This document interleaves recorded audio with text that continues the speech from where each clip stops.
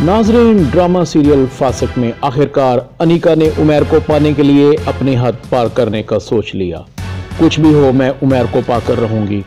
उमैर मेरा है, मैं उसे किसी का नहीं होने दूंगी।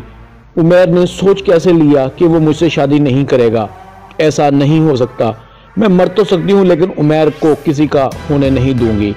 अनीका उमैर के कमरे में जाती है। उमैर, उमैर। हाँ अनीका, इतना शोर क्यों मचा रखा है?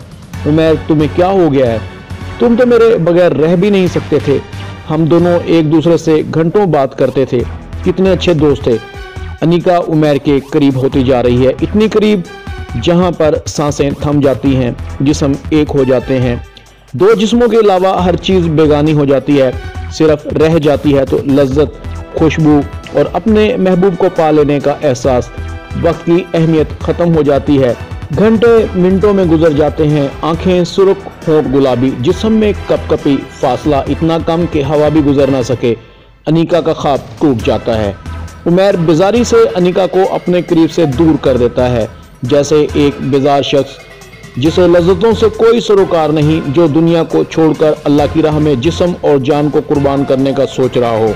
अनीका को कहता है, प्लीज़ अनीका, मुझसे दूर रहा करो। अभी हमारी शादी नहीं हुई, हमारी सिर्फ मंगनी हुई है। तुम मेरे लिए नामहरम हो। औरत की हद ही उसका असल वजूद है। जब हद खत्म हो जाती है तो वजूद मर जाता है।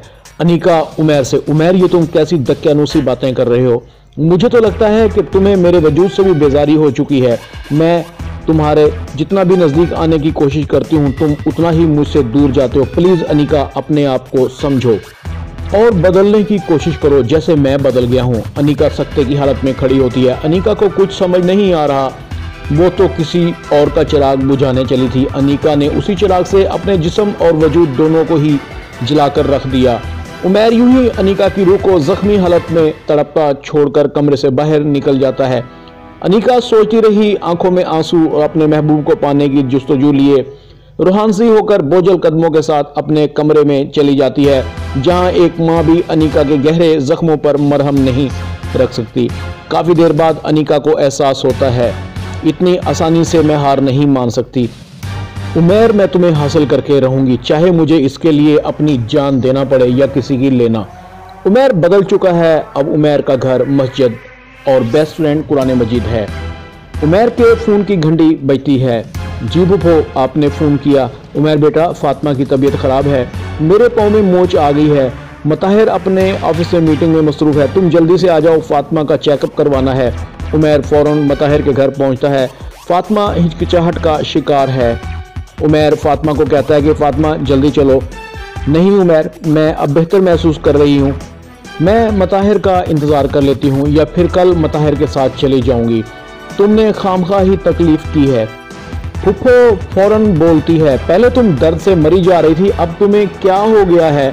तुम जल्दी से जाओ डॉक्टर के पास, कहीं मेरे होने वाले पोता पोती को नुकसान ना पहुंचे। फातिमा ना चाहते हुए भी उमैर के साथ गाड़ी में बैठ जाती है।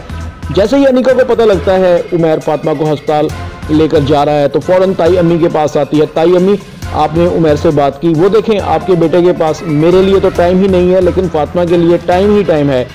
ताई अम्मी फौरन फातिमा को फ़ोन करती है कि फातिमा बेटा, उमैर को समझाओ, मैं अब मज़ीद घर का माहौल ख़राब होते हुए देखना नहीं चाहती।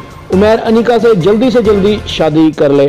फातिमा उमैर को कहती है कि उमैर, तुम अनीका से शादी कर लो। अनीका तुमसे बहुत प्यार करती है, तुम बहुत खुश नसीब हो, तुम भी उसकी मोहब्बत को समझो। उमैर कहता है कि फातिमा, मुझसे बेहतर मोहब्बत को कौन समझ सकता है। फातिमा चेकअप के बाद उमैर को अनीका के लिए फूलों का तोहफा लेकर देती है ताकि अनीका खुश हो जाए। उमैर, तुम ये फूलों का गुलदस्ता अनीका को दो, वो यकीनन बहुत खुश होगी। इसी दौरान मताहिर भी फातिमा को फूलों का गुलदस्ता उमैर को देते हुए देख लेता है। अब मताहिर के दिल में गलत फहमियाँ जन्म लेती हैं। मताहिर गुस्से में घर आता है। फातिमा मताहिर को सलाम करती है।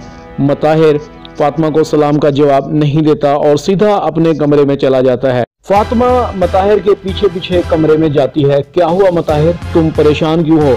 मताहिर फातिमा को कहता है, परेशान भी करती हो और फिर पूछती भी हो, अगर तुम्हें उमैर ही पसंद था तो मुझसे शादी क्यों की, पड़ी रहती वहीं।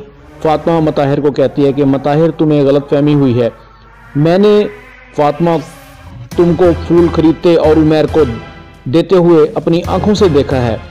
फातिमा मताहिर को बात बताना चाहती है, लेकिन मताहिर गुस्से से घर से चला जाता है। फातिमा परेशान है, अब कैसे मताहिर की गलतफहमी को दूर करे।